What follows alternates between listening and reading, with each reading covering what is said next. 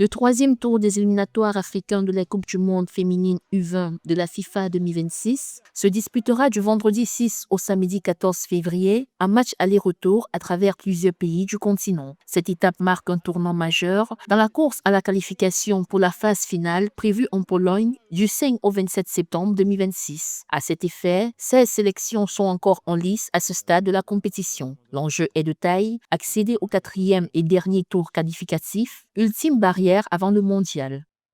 Cette Coupe du monde U20 est une véritable vitrine pour le football féminin africain, que ce soit au niveau des fédérations qu'au niveau de la Confédération africaine de football, parce que depuis pas mal d'années quand même, on a senti qu'il y a des efforts qui sont en train d'être faits pour le développement du football. Aujourd'hui, pour certains pays qu'on n'avait pas l'habitude de voir même sur le plan continental, c'est une occasion en or.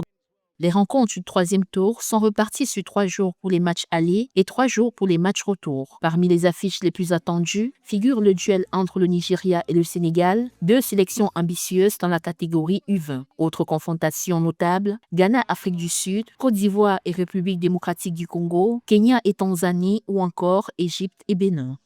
Prenons l'exemple du Sénégal, ce pays qui, il y a quelques années, on l'entendait pas du tout en ce qui concerne le football féminin. On voit que depuis quand même quelques temps, ça commence un peu à bousculer les géants du continent.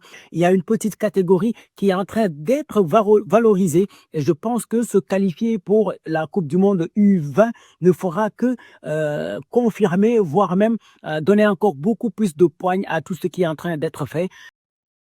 Au total, 38 équipes africaines ont pris part aux éliminatoires de la Coupe du monde féminine U20 2026. À l'issue des 4 tours qualificatifs, seules 4 nations africaines décrocheront leur billet pour la phase finale. Pour les sélections engagées, ce troisième tour représente donc une étape stratégique où la moindre erreur peut être fatale.